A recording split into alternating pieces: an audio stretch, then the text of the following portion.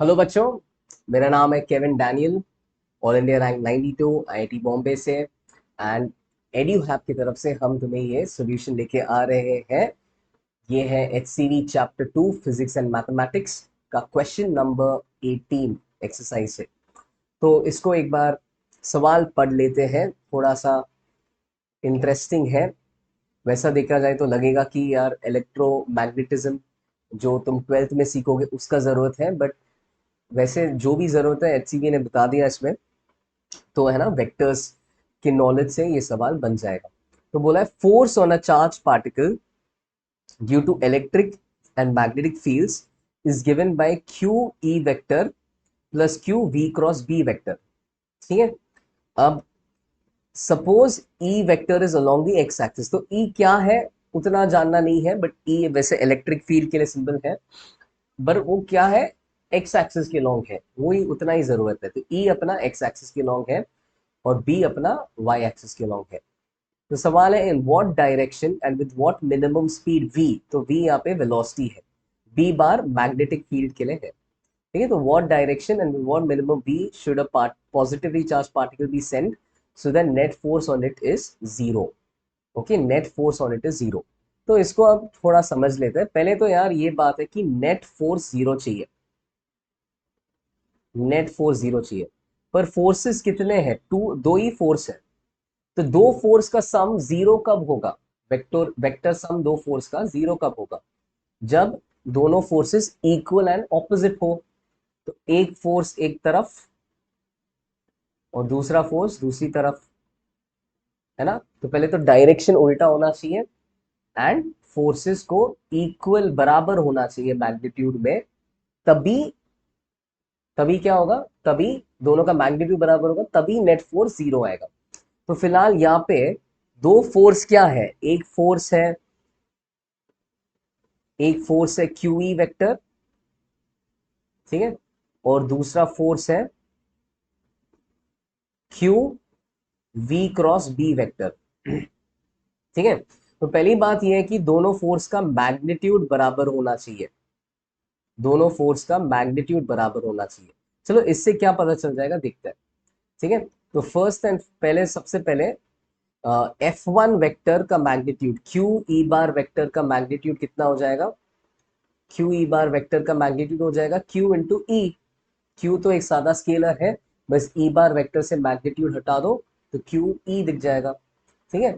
और अपना F2 जो है उसका मैग्नीट्यूड कितना होगा, तो वो हो जाएगा Q इंटू वी। अब V क्रॉस B का मैग्नीट्यूड, ठीक है, V क्रॉस B का मैग्नीट्यूड कितना होता है, कितना होता है, तो हो जाएगा V speed into magnetic field B into sine theta. और थीटा क्या चीज है, थीटा है एंगल किन के बीच में, B स्लैश डब्ल्यू मतलब बिटवीन किन के बीच में, V बार और बी बार।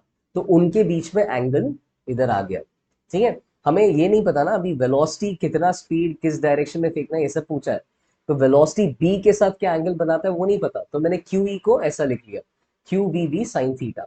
अब इस इक्वेशन में, अच्छा ये दोनों साइड बराबर होना पड़ेगा तभी ही नेट फोर्स जीरो हो जाएगा, तभी ही नेट फोर्स कैंसिल होगा, है ना। अब यहाँ पे देखो क्यू क्यू कट जाएगा, तो आ जाएगा E is equal to v B sine theta. ठीक है। और v का वैल्यू यहां से आ जाएगा, v आ जाएगा E upon B sine theta.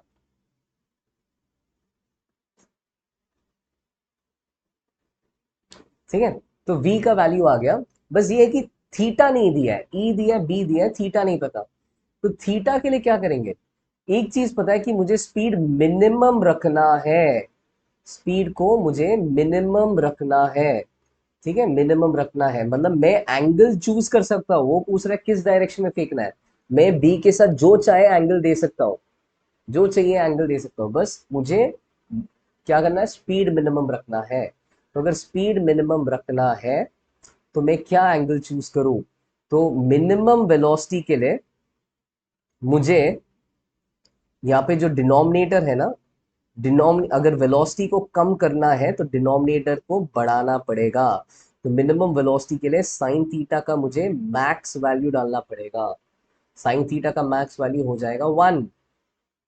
तो जब वो डालेंगे तो मिनिमम वेलोसिटी कितना हो जाएगा, E अपॉन बी इंटू 1, यानी कि मिनिमम वेलोसिटी हो जाएगा E अपॉन बी। इतना मिनिमम स्पीड से हमें पार्टिकल को फेंकना है। इससे क्या क्वेश्चन आंसर हो गया, विथ व्हाट मिनिमम स्पीड, वो वाला सवाल आंसर हो गया। विथ व्हाट मिनिमम स्पीड वाला सवाल आंसर हो गया। अगला सवाल है, should a positively charge particle, तो विथ व्हाट डायरेक्शन, अब डायरेक्शन वाला सवाल रह गया। तो डायरेक्शन वाले के लिए थोड़ा सा अब एनालाइज करेंगे। फिलहाल हमने हमने देखा कि मिनिमम स्पीड के लिए मुझे थीटा को, साइन थीटा है ना, 1 कब होगा साइन थीटा, साइन थीटा 1 होगा जब थीटा है 90 डिग्रीज। और थीटा क्या था, angle between B bar and B bar. मतलब मुझे क्या करना पड़ेगा, वी को बी के परपेंडिकुलर रखना पड़ेगा मिनिमम वेलोसिटी के लिए। तो वी को बी के परपेंडिकुलर रखना पड़ेगा। ठीक है, अब दोबारा एक फ्रेश पेज पे देखते हैं कि अब किस डायरेक्शन के लॉन्ग होना चाहिए। तो अब हम यूज करेंगे कि ई बार एक्स एक्सिस के लॉन्ग है और बी बार वाई एक्सिस के लॉन्ग है, तो वी को किस डायरेक्शन के लॉन्ग होना पड़ेगा। तो एक फ्रेश पेज पे देखते हैं। ठीक है, तो अभी फ्रेश पेज पे देखो, ये अपना एक्स वाई जेड बना लेते हैं। तो ये अपना एक्स एक्सिस है, ये अपना वाई एक्सिस है।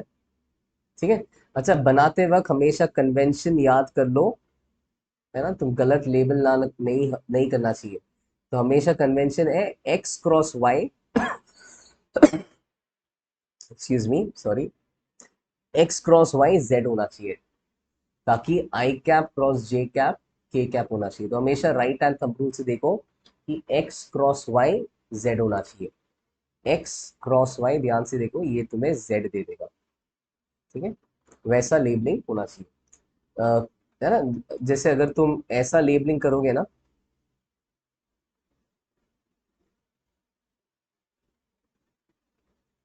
तो तुम खुद से देखो एक्स क्रॉस वाई इस बार नीचे की तरफ आएगा, तो वो z का डायरेक्शन गलत हो गया। और ऐसा अगर तुम एक्सिस ड्रॉ करके सवाल सॉल्व करोगे, भले ही तुम सब उसके आगे सब सही करो, पर हो सकता है तुम्हारा आंसर ही गलत आ जाए, क्योंकि तुमने ये कन्वेंशन फॉलो नहीं किया। तो ये कन्वेंशन फॉलो करना जरूरी है। ठीक है, क्योंकि ऐसा ऐसा नहीं होना चाहिए कि तुम्हारा आंसर गलत आ जाए इस गलत कन्वेंशन यूज करने के कारण। ठीक है, तो अब एक्स वाई जेड ऐसा लोगे। अब मिनिमम स्पीड, तो पहले तो अपना जो F1 जो पहला फोर्स था, F1 जो है, F1 वेक्टर था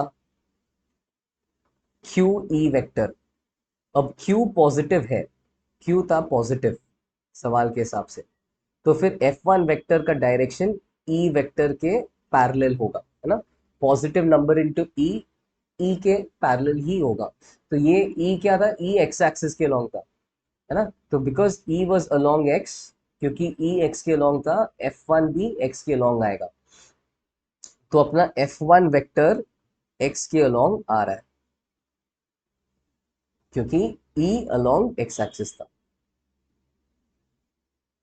ठीक, अच्छा अब क्या है, F2 वेक्टर जो है, F2 वेक्टर को, है ना, F2 वेक्टर को F1 के उल्टी दिशा में होना पड़ेगा, है ना। F2 is negative of F1, equal and opposite होना चाहिए था, तब नेट फोर्स जीरो आएगा, तब इनका सम जीरो आएगा, minus F1 plus F1 zero आएगा।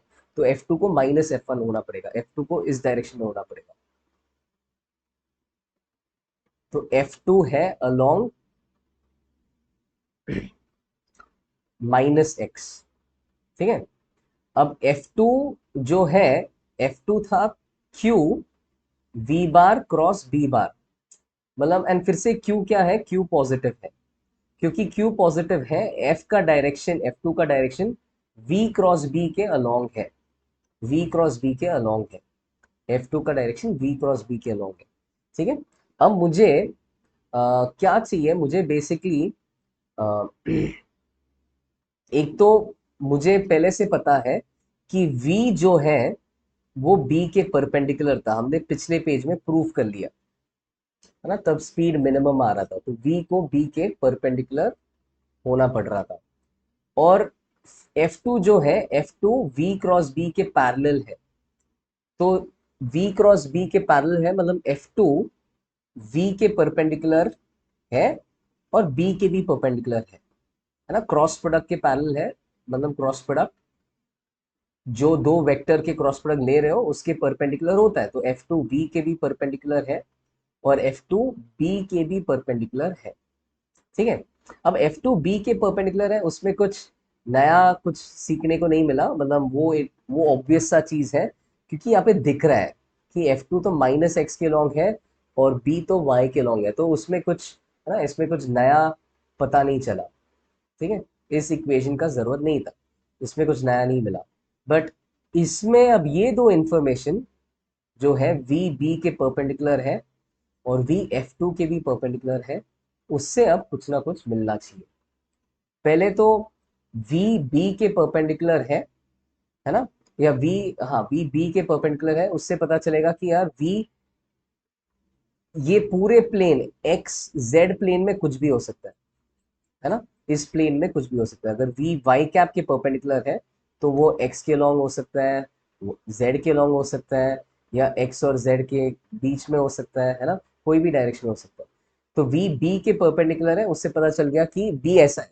तो V B के परपेंडिकुलर है तो V X Z प्लेन में लाई करता है। बट अब V माइनस एक्स के भी परपेंडिकुलर है, तो बी के भी परपेंडिकुलर है, F2 के भी परपेंडिकुलर है, तो तुम साफ साफ तुम्हें दिख सकता है कि बी के लिए दो ही डायरेक्शन रह गया। एक, या तो वी ऐसा हो सकता है या वी ऐसा हो सकता है, बस दो ही डायरेक्शन रह गया, क्योंकि यही दो डायरेक्शन तुम देखोगे, बी के भी परपेंडिकुलर होंगे और F2 के भी परपेंडिकुलर होंगे, यही दो डायरेक्शन। ठीक है, अच्छा अब इसमें से कौन सा डायरेक्शन सही है, तो बस अब ध्यान देना है कि यार F2 को V क्रॉस B के अलोंग होना है, मतलब तुम्हारा V cross B minus minus x देना चाहिए, V cross B minus x देना चाहिए। तो करके देख लो, राइट हैंड थंब रूल से। ठीक है, V cross B minus x, अगर V Z के अलोंग है तो Z cross B positive Z cross Y मुझे माइनस एक्स दे रहा है, positive Z cross Y minus x दे रहा है। या आई कैप जे कैप के फॉर्म में लिखोगे ना, तो अगर V K कैप होगा और अपना B जो है B है J कैप, तो ये हो जाएगा माइनस आई कैप। तो B तो J कैप था, F2 तो माइनस आई कैप था, है ना, तो V को V K कैप होना पड़ेगा। तो V is along K cap. ठीक है, और तुम दूसरा वगैरह दूसरा वाला करके देखोगे वो गलत आ जाएगा। Z cross Y positive x दे देगा, मतलब minus Z cross Y positive x दे देगा, plus Z cross Y negative x दे देगा। तो V is definitely K cap. तो इसका आंसर आ जाएगा E upon B, and direction हो जाएगा along positive z axis, along positive z axis. ठीक है,